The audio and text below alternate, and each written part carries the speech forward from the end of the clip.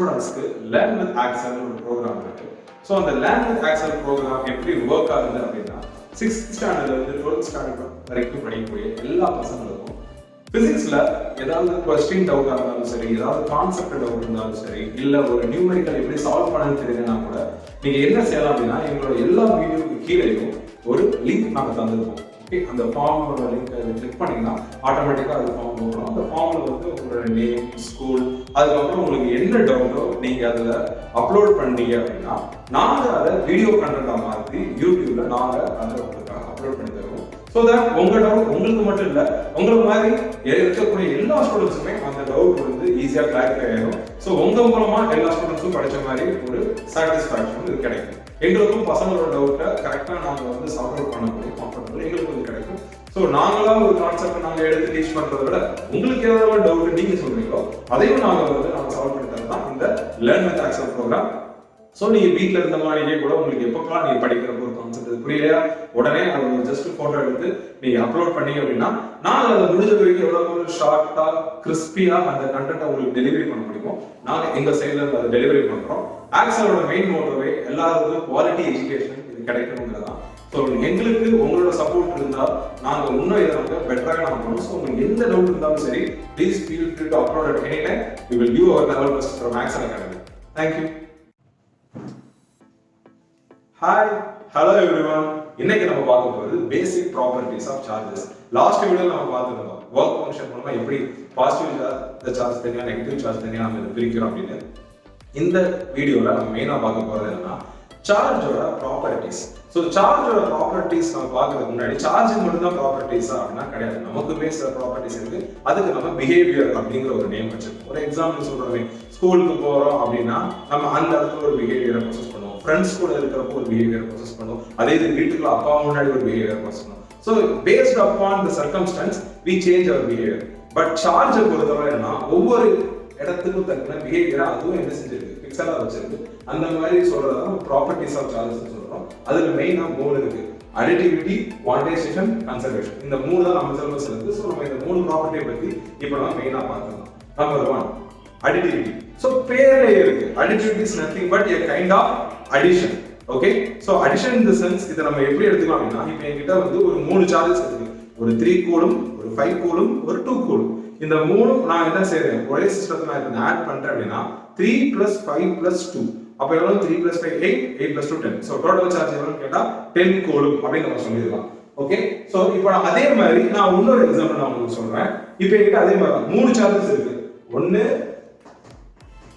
4 coulomb, இன்னொரு 3 coulomb, இன்னொரு -2 coulomb. Okay, so 4 coulomb, 3 coulomb, -2 coulomb. அப்ப இதெல்லாம் ஆட் பண்ணா எவ்வளவு வரும்? அப்ப 4 + 3 7, 7 - 2 5. சோ நம்ம எல்லாத்தையுமே ஆட்னா மைனஸ் இருந்தாலும் ஆட் பண்ணிட்டு போறோம்னா கிடையாது. மைனஸ் இருந்தாலும் நம்ம ரெகுலரா சப்ட்ராக்ட் பண்ணலாம், just like mathematics. So total charge இது எவ்வளவுன்னு கேட்டா we can say 5 coulomb. Okay, so it doesn't matter how many n charges are there. Okay, just we have to add to get the total charges. So இந்த concept எப்போ படிக்கணும்னா, சார்ஜஸ்லாம் தனித்தனியா இருக்கு. நான் பக்கத்துல வைக்கிறேன் அப்படின்னா டிஃபரெண்ட் சார்ஜஸ் இருக்குன்னா நான் பக்கத்துல வச்சா அதுல என்ன செஞ்சுக்கலாம், ஆட் பண்ணிக்கலாம். அதான் அடிட்டிவிட்டி. இது அதோட definition. Additivity nature. So formula total Q வேணும்னா Q1 + Q2 + Q3 so on to Qn. எத்தனை n சார்ஜ் இருக்கோ அதுல நம்ம என்ன செஞ்சுக்கலாம், ஆட் பண்ணிக்கலாம். சோ அதோட டெஃபினிஷன் பார்த்தலாம். The total charge of a system is the algebraic sum of all the individual charges located at different points inside the system. அந்த சிஸ்டத்துக்குள்ள இருக்க எல்லா தனித்தனி சார்ஜஸையும் என்ன செய்யணும், மொத்தமா இது கொண்டு வந்து நான் வந்து சேர்த்தேன்னா அந்த சார்ஜஸ் எல்லாம் ஆட் பண்ணிப்போ அதான் அந்த சிஸ்டத்தோட டோட்டல் சார்ஜ் இருக்கும். ஸோ இது அடிட்டிவிட்டி. Second, quantisation. குவான்டைசேஷன் பார்க்கணும் அப்படின்னா எக்ஸாம்பிள் என்ன சொல்லலாம், பெருமாளே இந்த பசங்களுக்கு ஏதாவது ஒரு நல்ல எக்ஸாம்பிள் தாங்க. லட்டு. ஓகே, சோ இப்போ இந்த லட்டுல பாத்தீங்க அப்படின்னா இந்த பிளேட்ல இது 7 லட்டு இருக்கு. ஓகே, ஒரு லட்டு வந்து அப்ராக்சிமேட்டா 100 கிராம் வச்சுக்கோம். அப்ப 7 லட்டோட இது வெயிட் எவ்வளவு ஆச்சு? Yes, 700 grams. அப்ப நம்ம அதை எப்படி சொன்னோம், டோட்டல் நம்பர் ஆஃப் பீசஸ், அதாவது total number of laddu into weight of 1 laddu. அதான் சொன்னோம். ஓகே, இதுக்கும் குவான்டைசேஷனுக்கு என்ன சம்பந்தம்ன்றத பார்த்தோம். அதுக்கு முன்னாடி பசிக்குது, நான் லைட்டா சாப்பிட்டுக்கிறேன், மறந்து போச்சு எக்ஸாம்பிள் முடியும். ஓகே ஃபைன், நம்ம கண்டென்ட் வந்துடும். ஸோ குவான்டைசேஷன் அதே மாதிரி தான். போன கேஸ் நம்ம என்ன பார்த்தோம்னா டிஃபரெண்டான சார்ஜஸ் இருந்துச்சு, அதெல்லாம் நம்ம தனித்தனியா ஆட் பண்ணோம். இப்ப ஒரே மாதிரி சார்ஜ் இருக்கு. இப்ப வந்து ஒரு 5 கூலும் சார்ஜ் ஒரு 10 இருக்கு அப்படின்னா நம்ம 5 + 5 + 5 10 வாட்டி அதை பண்றதுக்கு 5 × 10 50 நம்ம என்ன செஞ்சிடலாம், போட்டு போயிடலாம். அதே மாதிரி தான் so formula Q = N × E. Total charge வேணும் அப்படின்னா number of electrons into charge of 1 electron. Okay, number of electrons into charge of 1 electron. நம்ம ஸ்டோரி படி பார்த்தோம் அப்படின்னா number of laddu into weight of 1 laddu gives the total weight. So அதே மாதிரி தான் total number of electrons into charge of 1 electron gives the total charge. Q = N × E. அந்த எண்ங்கிறது 0 ல இருந்து 1 2 3 எவ்வளவு n நம்பர் இருக்கோ அந்த ஸ்டெப்ல நம்ம அதை வேரி பண்ணிட்டு போயிட்டே இருக்கலாம்.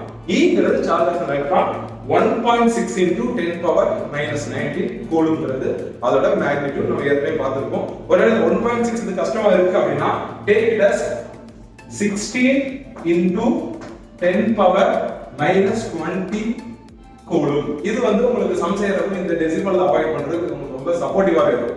ஓகே, சோ இப்போ ஒரு டெஃபினிஷன் பார்த்துடலாமா எப்படின்னு. The total charge Q of a body is always integral multiple. integralனா integration க்கு போறாங்க, integer தான் நம்ம ஷார்ட் பண்ணுவோம் integral. integral multiple of a base quantum of charge. base quantum of charge என்ன, ஒரு சார்ஜோட மேக்னிட்யூட் தான் base quantum of charge, அதோட multiple தான் என்ன டோட்டல் சார்ஜ். சோ இதான் குவான்டைசேஷன் Q = N. அடுத்து லாஸ்டா பார்க்க போறதுன்னா கன்சர்வேஷன். கன்சர்வேஷன் சிம்பிளா ஞாபகம் வச்சுக்க, நோ லாஸ். உள்ள இருந்து எதுவும் வெளியே போகாது, வெளியே இருந்து எதுவும் உள்ளே வராது. ஜஸ்ட் லைக் நம்ம லாங்குவேஜ்ல சொன்னா ஓடவும் முடியாது, ஒளியவும் முடியாது. ஓகே, சோ என்கிட்ட ஒரு சிஸ்டத்துக்குள்ள ஒரு n நம்பர் ஆஃப் சார்ஜஸ் இருக்கு. சிஸ்டம்னா என்ன, டிஃபரெண்ட் சேர்ந்தா சிஸ்டம். இப்போ ஒண்ணுமே இல்ல, என்கிட்ட லேப்டாப் இருக்குன்னா நான் லேப்டாப்னு சொல்லுவேன், வீட்ல டெஸ்க்டாப் இருந்தா சிஸ்டம்னு சொல்லுவேன். ஏன் சிஸ்டம்னு சொல்லுவோம், because it's not a single component. அதுக்கு மானிட்டர் இருக்கு, கீபோர்ட் இருக்கு, மவுஸ் இருக்கு, CPU இருக்கு, பவர் கார்டு, இந்த மாதிரி எக்கச்சக்கமா சேர்ந்ததா சிஸ்டம். அந்த மாதிரி ஒரு சிஸ்டம் இருக்கு, அதுல அங்கங்க சார்ஜஸ் இருக்கு. சார்ஜ் ட்ரான்ஸ்ஃபர் ஒரு பாடியில இருந்து இன்னொரு பாடி போலாம், இன்னொரு பாடியில இருந்து இன்னொரு பாடி போலாம், அதுக்குள்ள எவ்வளவு வேணாலும் இப்ப நடக்கலாம். ஆனா இதுல இருக்க எந்த சார்ஜ் வெளியவும் போகாது, வெளியே எந்த சார்ஜ் உள்ளேயும் வராது. அப்ப இது ஒரு ஐசோலேட்டட் சிஸ்டம் மாதிரி தான். ஓகே, சோ இதான் first point. The total charge of an isolated system remains constant. எப்பவுமே அந்த சிஸ்டத்துக்குள்ள இருக்க டோட்டல் சார்ஜ் என்னைக்குமே என்ன செய்யாது, கூடவும் செய்யாது, குறையவும் செய்யாது. அது உள்ளுக்குள்ளேயே இந்த பாடியில இருந்து அந்த பாடிக்கு அதிகமாகும், இல்ல அந்த பாடி இந்த பாடிக்கு வரும். இந்த சேஞ்சஸ் வேணா அது நடக்கும், அது தவிர வேற பெருசா நடக்காது. அடுத்து செகண்ட் பாயிண்ட், சார்ஜ் நம்மளால வந்து உருவாக்கவும் முடியாது, அந்த சார்ஜை நம்மளால அழிக்கவும் முடியாது. ஏன்னா ஒரு பாடியில இருந்து இன்னொரு பாடிக்கு நம்ம அதை டிரான்ஸ்ஃபர் வேணா பண்ணலாம். அதான் ரொம்ப ஈஸியான method. So the electric charges can neither be the created nor destroyed. அப்படினா அர்த்தம் கிரியேட் பண்ணவும் முடியாது, டெஸ்ட்ராய் பண்ணவும் முடியாது. They can only be transferred from one body to another. அதுதான் நம்ம இந்த வர்க் ஃபங்க்ஷன்ல பார்த்தோம். ரெண்டு பாடி இத ரப் பண்றப்ப ஆட்டோமேட்டிக்கா ஒரு பாடிக்கு எலக்ட்ரான்ஸ் இன்னொரு பாடிக்கு டிராவல் ஆச்சு. ஆனா டோட்டல் சார்ஜ் பார்த்தா ஃபைனலா சேமா இருந்துச்சு. இது எவ்வளவு நெகட்டிவ் சார்ஜ் கெயின் இருக்கோ அதுக்கு ஈக்குவலா பாசிட்டிவ் சார்ஜ் ஆப்போசிட்ல இருக்க மெட்டீரியல் இது கெயின் பண்ணிச்சு. சோ டோட்டல் சம்ல நமக்கு எந்த சேஞ்சுமே கிடையாது. 50 எலக்ட்ரான் ப்ராசஸ் முன்னாடி இருக்கா, ஃபைனலாவும் அதே 50 எலக்ட்ரான் தான் இருக்கும். என்ன, அது இந்த பாடி இல்லாம இன்னொரு பாடி இருக்கும். அதான் கன்சர்வேஷன். சோ டோட்டலா மூணு ப்ராப்பர்ட்டி பார்த்துருக்கோம். ஒன்னு அடிட்டிவிட்டி, இன்னொரு குவான்டைசேஷன், கன்சர்வேஷன். சோ இந்த அடிட்டிவிட்டியோட ஃபார்முலா டோட்டல் Q வேணும் அப்படின்னா just Q1 plus Q2 so on to Qn. Quantization formula Q is equal to N into E. Conservation is a statement about the property. Okay, thank you.